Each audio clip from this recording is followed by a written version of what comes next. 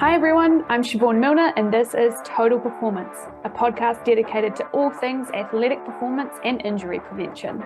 Join me and my guests as we explore the many aspects that come together to build our total performance picture. Let's get into it. Today I'm going to be talking about self-directed strength training for athletes or for coaches who are working with athletes that may not have access to a strength and conditioning coach. Sometimes I hear of athletes or coaches or parents not getting their own athletes started on strength training because they're worried that they won't do it correctly. And while I think for some really advanced lifts or really technical lifts, yes, it is probably better to have someone there with you. The benefits of strength training are so strong that it is usually better off to get someone started lifting than to wait until they have the perfect opportunity when they've got the strength and conditioning coach there. I think it's also worth knowing that even just having a couple of sessions with a really good personal trainer or some consults with a strength and conditioning coach or exercise specialist can really get you started on the right track in terms of technique anyway. But I'm going to cover some of the really basic things that I would say you should think about including in your program, and some of the things to be aware of, especially in the age of social media. So all different strength and conditioning coaches have a different philosophy about how they set up their sessions. So the way that I set up mine is not necessarily going to be the way another coach does. And even though I have these quote unquote rules or guidelines for how I set up my sessions, I break those rules quite regularly as well, depending on the athlete I'm working with. So just know that these guidelines, they're a guideline. They're going to make sure that you get everything in your program that's going to be really important for you to be physically prepared in general, but it's not the be all and end all. So in general, when I am starting out with a program, and I'm going to give you an idea of really what the content of a strength training session should look like as an athlete. And this can apply to any athlete because I've spoken about this before as well. And sometimes athletes and coaches put off starting a strength plan because they just don't know how to make it fit their sport. But the thing is, you do not need to, especially in the beginning, especially if you're new to strength training, you shouldn't actually try to make it sport specific. You need to grab the low-hanging fruit, which is getting stronger and more powerful. And if you try to make your strength sessions look like your sport, you're probably going to water down the strength exercises so much that they won't actually do the job you want them to do of getting you stronger. So if you want to get better at your sports skills, of course, practice those skills. But if you want to work on physical qualities to support your sport and those skills, then you get in the gym. So the goal of strength training is to make you stronger, more able to produce force quickly, more resilient to injury.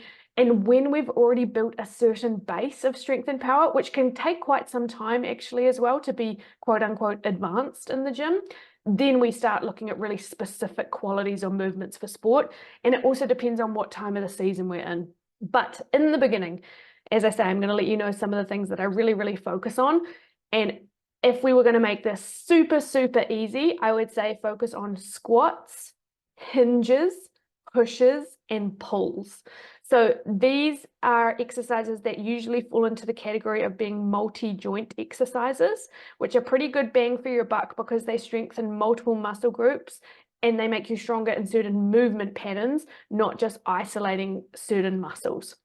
So I'll explain a little bit about what they are, and then I'll give you some ideas about how I also work on warm-ups or put in other elements of athleticism into strength programs for athletes.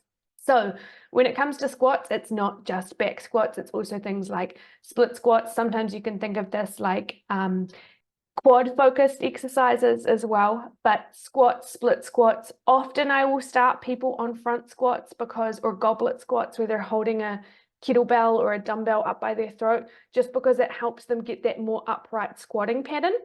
If you are a very long-limbed human, I work with a lot of these here in the Netherlands, it is totally fine to elevate your heels in the beginning. So you could always stand on little plates or something so that you can learn to push back into the heels and stay more upright.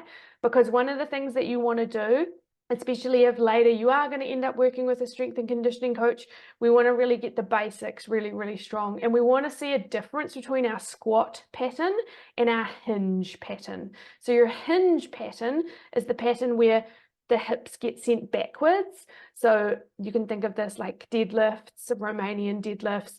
I even put hip thrusts and things into this as well because it's a glute and hamstring focus. So you can also think of it this way, that the squats tend to be more quad focused and the hinges tend to be more glutes and hamstring focused. So it's kind of front side of the legs versus back side of the legs. And sometimes what I see happen is people who are stronger in one, so they're really strong in a hinge, their squats start looking really hingy. Or people who are really strong in squats, their hinges start looking really squatty. So a deadlift should look quite different in terms of your torso angle to a squat. It doesn't mean a squat has to be totally upright. It doesn't mean a deadlift has to be totally bent over, but they should look different. So it's worth starting exploring those sorts of things. And I'm so sure that you can find a lot of good information on the internet as well. I know sometimes it's hard to sift through it. But in general, when it comes to squat patterns, we're usually thinking of just trying to send our body weight pretty much straight down. And when it comes to a hinge, we're thinking of sending our hips back and then bringing them forward again as we come up. So again, really good examples of the squat pattern. We've got the front squat, we've got the back squat. Even things like wall sits can be really good for people to start with if you want to load them and make sure you get strong. We've got split squats, which is when you're doing a lunge, but you don't move. So you're sitting up in a lunge position. And sorry, what I mean is you don't switch feet. So you keep one foot behind you, one in front, and then you come down and up in that same position. That's a split squat. Hinges, like I say, we've got deadlifts, we've got Romanian deadlifts. I usually start beginners off on Romanian deadlifts just because learning where your back is in space and learning to move from the hips and not the back per se can be a little bit challenging in the beginning. And so if we reduce that range of motion, and with the Romanian deadlift, we're just going from standing, just taking the hips back to the point that we can't really take them back any further and then coming up. Eventually you'll actually go a bit beyond that, but in the beginning, that's usually where I start people with a Romanian deadlift. And like I said, things like hip thrust can be one that people can load quite quickly as well. So always looking for the things, if you don't have a coach, what is it that you feel that you can load safely? Because sometimes as well, I see when people are training without a coach, okay, we obviously have two extremes. We have some people that try and load things way too much, way too soon, way too fast. But then we also have the people that without a coach, they don't really know when to push themselves. And if you want to get the benefits of strength training, you do want to be progressively overloading. So you do want to be either adding some weight over time or increasing the repetitions at a given weight, making sure that you are progressing. So like I say, some of the really easy ones to progress in with the squat would actually be a split squat. You could have dumbbells by your sides, or you could do a barbell split squat. For the hinge, I often find people find it quite easy to progress in the hip thrust in particular. So choosing things that you know that you can load, and if there's things that are feeling tough technically, maybe a back squat feels tough, maybe a deadlift feels tough, you don't have to load those as heavy. You can choose other exercises to really load. So then we also have the push and the pull that I mentioned. So this is usually thinking upper body push, upper body pull. When it comes to push and pull, we can push horizontally, vertically, we can push below us. There's so many different things we can do. Same with the pull. But usually I'm trying to put in at least one push and at least one pull in the program as well. So thinking of upper body pushes, a really easy one is push-ups. For some people, when they're new to the gym, a push-up's actually really hard. So I often start people on dumbbell chest presses. So it's like a bench press, but you're lying on your back with dumbbells, knuckles to the ceiling, sending the dumbbells towards the roof. It's pretty much just like a push-up, but lying on your back. That's a really good one to get strong in, to then be able to do good push-ups as well. You've obviously got the barbell bench press, also a push movement. We have shoulder presses, all sorts of different things that could fit into pushes and don't necessarily have to be just pushing your hands out in front of your body, but could be overhead as well. And then, of course, we've got pull. So I think one of the things that a lot of people know of for an upper body pull is a pull-up or a chin-up, but again, can be quite tough in the beginning. I do start people on these relatively early when they're athletes, but again, there's so many things that you might want to get stronger in first, things like a dumbbell row. So when you set yourself up on a bench, usually you've got one hand on a bench and the other hand's hanging off the side, and then you row your elbow up towards the ceiling and release it back down. Can also do things like lat pull downs. Using machines is really, really handy when you're new in the gym as well, because often the machines have pictures of what muscle groups they're using, how to use them, and the machines kind of restrict your range of motion a little bit. So if you are a little bit fearful about doing something wrong, then usually these machines only allow you to move in or within a certain parameter. So they can be really helpful as well if you're needing a little bit more confidence in knowing that you're getting it right. Those 4 basics, again, just to remind you that I would really make sure I was trying to put in every session, or almost every session, would be some kind of squat, some kind of hinge, some kind of upper body push, some kind of upper body pull. If you are only training 1 time per week, I would actually suggest that you do the exact same thing for 4 to 8 weeks in a row, trying to increase weight. If you are training more than once in a week, it depends a little bit on who you are, how long you've been training. With some athletes, we will do almost the same session twice a week, and with others, I will change that session substantially, but it's more, you need more variety the more advanced you are. And I don't usually count people as heading towards advanced for strength training until they've been training consistently for about 3 years. But again, this is a total guideline. I have some people who advance really quickly because they're already super athletic. They've already got good body awareness.